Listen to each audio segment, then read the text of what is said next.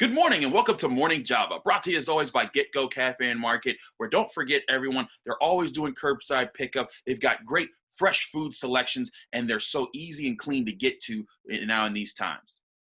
Yeah, great stuff. I think with everything opening back up, don't forget the people who stayed open and fed you the entire time.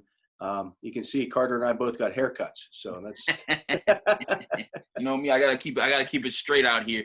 But Dale, let's start off with something that's been a few days old now, but let's talk about the importance of it. And Bert came out from the Steelers, and he announced that the Steelers were going to have training camp at Heinz Field. We knew that they weren't going to do Latrobe, but now we know for sure that they're going to be. That's where training camp's going to go down. That's where the practices are going to be held, and some people are excited, some people are disappointed, but what's your feeling when you saw this compared to like the experience you've been covering the Steelers for what, 28 years now? yeah. This will be Camp 28 for me. This will Yeah. be a little different, but yeah, I mean, it's going to be a different experience to be sure. You're not going to have guys sequestered together, as a team. You're not going to have the media sequestered there with them. You're not going to have the availability that you have at St. Vincent College. Even if it wouldn't matter where they gone. Even if had we been at St. Vincent College, we wouldn't have that kind of access, given the state of the country right now. So it's going to be different, and we still haven't gotten what the rules are going to be. Whether I assume we're not going to be able to talk to any players in a one-on-one basis. It's probably going to be a lot of interviews in this type of setting, where we're talking to guys via Zoom or via conference call or whatever it might be. In terms of the team itself, it's the difference between having 3 fields to work with as opposed to having 1 field to work with, which is what they're going to have at Heinz Field. But they had to have this at Heinz Field because they needed the locker room space because of social distancing. Yeah, that's absolutely the concern right now because at Heinz Field, you have the Steelers' home locker room, you have Pitt's home locker room, and you have an away locker room to work with. And when you're bringing 90 athletes to camp, on top of a training staff and everyone else, that's going to be hard to bottle up at the normal, training facilities on the South Side. But, as a reporter, you talk about the question of access, but some of the things that we got a chance that I've had a chance to experience is also the camaraderie of being able to kind of be around all the other reporters, and like you said, the closeness that you got a chance to be around the athletes, because it's not just seeing them on the field.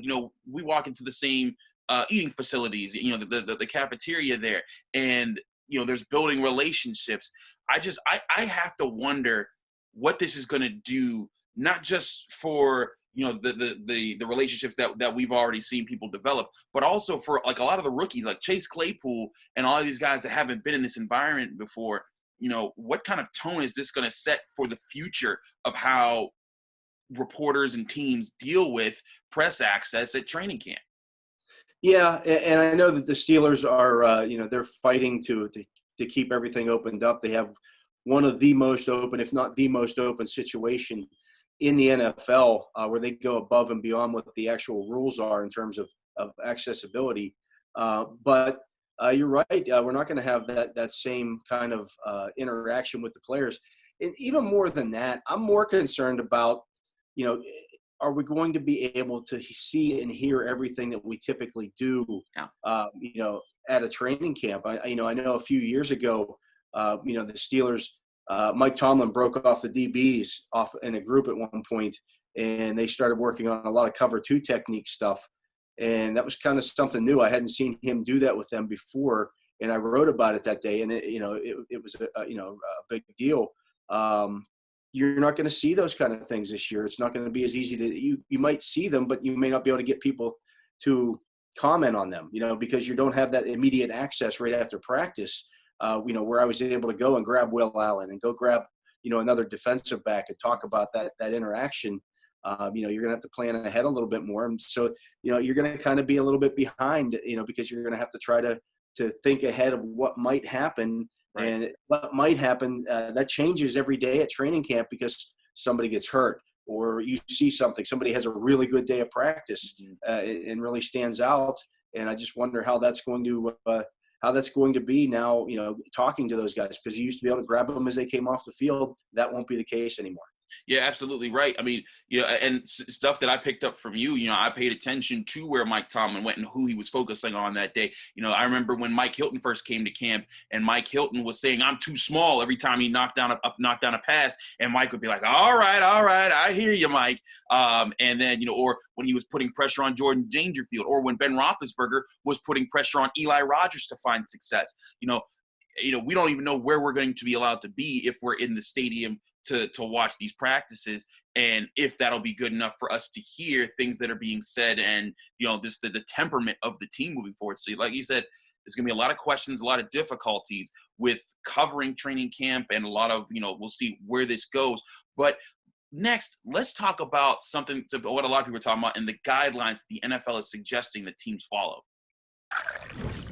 Dale, John Harbaugh came out and made a pretty clear, emphatic statement that he thought the guidelines being suggested by the NFL are crazy, and that's involving players having to space out between lockers and some of the practices that he have. And he was questioning, can guys even use the shower at the same time? Are guys going to be able to lift weights at the same time? And just, he thinks that it's very impractical what the NFL is suggesting they do. You had a chance to see it over. What's been your feel for how it is, and have you heard anything on with your ear to the ground about just how this is being perceived across the board? Yeah, I mean, I think Harbaugh's right in this instance that and when you look at a lot of the things that were put in place by the NFL, a lot of the guidelines that were sent out, just aren't realistic. Guys are going to come in contact with each other. It's football. Yeah.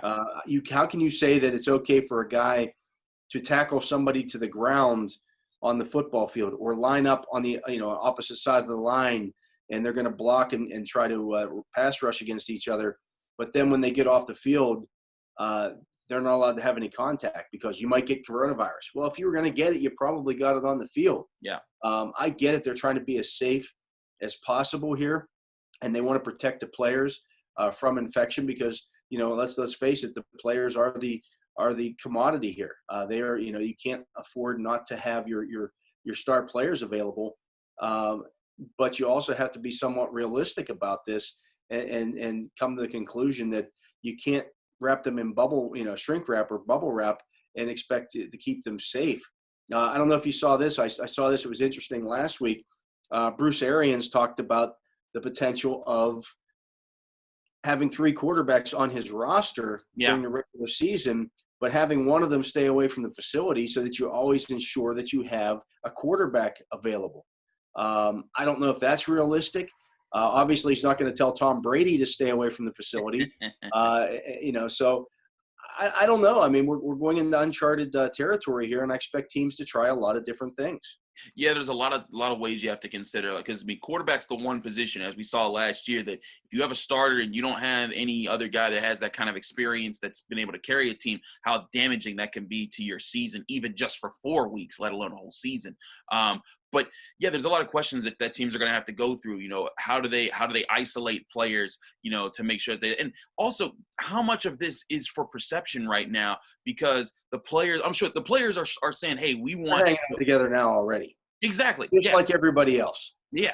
I mean, that's the thing. Like it's a lot of this is going to just be like, hey, we're doing these things to say that we're taking the effort to, how a lot of organizations do when they're coming up against safety guidelines. But the reality is that there's always that line is always crossed when practicing it, because especially in sports and in this sport, it's a contact sport, Chris. Yeah, it's a high contact sport. It's a high. I mean, this isn't baseball. This isn't tennis. This isn't something that you can just kind of just brush off. Even basketball, you can at least there's less of the post up game. But in football, you gotta slam into guys. You gotta bring people down. And then when you're doing that, you're sweating on people. You're bleeding on people. You're coughing on people. You're breathing on people. It's going to happen. It's going to be very interesting to see how the rest of this summer plays out, while some hot spots are popping up in the country again as far as where coronavirus cases are increasing. What's the feel of the league going to be, and what line are they going to be willing to endure throughout all of this to say, hey, we are doing our best, but we want to make sure that a product is out there. Okay, Dale. So you wrote an interesting piece. You've been stacking up AFC North position rankings throughout the past couple weeks here, and recently you just did off-ball linebackers, be it inside linebackers. That's kind of a controversy nowadays, where everyone's saying like, well, this is what they are. They're cover linebackers. They're inside linebackers. But the point is being guys like Devin Bush and Vince Williams in the NFL, and you ranked Anybody who is off the line of scrimmage, right, not is pass an off-ball linebacker. As Yeah. opposed to your 3-4 outside linebackers who are on the line of scrimmage. Mm-hmm. But if you're in a 4-3, all of your linebackers are typically off the line of scrimmage. So there seemed to be some confusion there of what I meant by off-ball linebackers, and I explained that in the comments. But go ahead. No. But that's a lot of people might be confused about that. So T.J. Watt and Devin Bush have two completely different jobs. Right, and T.J. Watt can play off ball, but that doesn't mean that he does play off ball.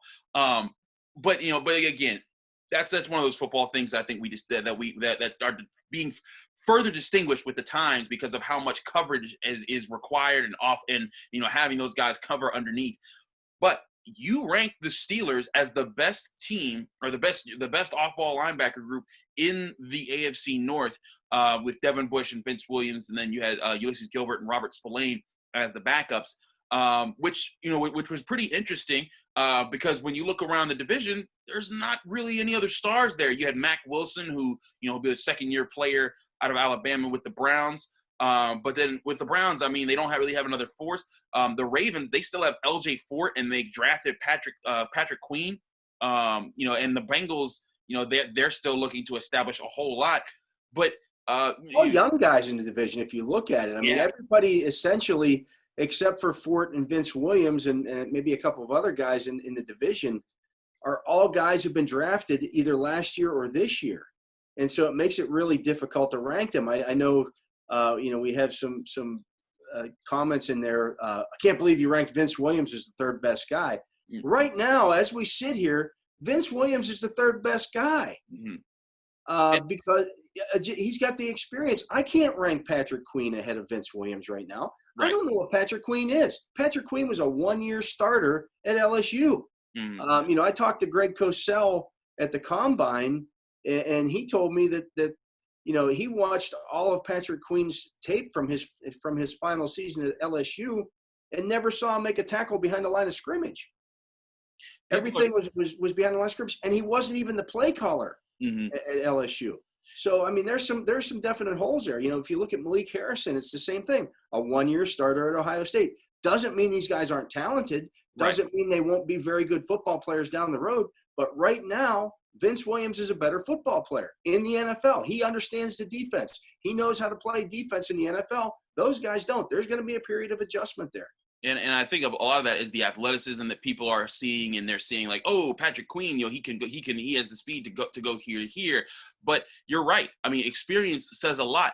Devin White, the super LSU linebacker that was drafted last year or two in the 2019 NFL draft. He didn't exactly pop off for Tampa Bay. There's no guarantee. Devin Bush struggled in zone concepts last year. Mm-hmm. Devin Bush struggled. He was fine in man defense because he had played it in college. But learning how to play zone defense in the NFL was a struggle for him.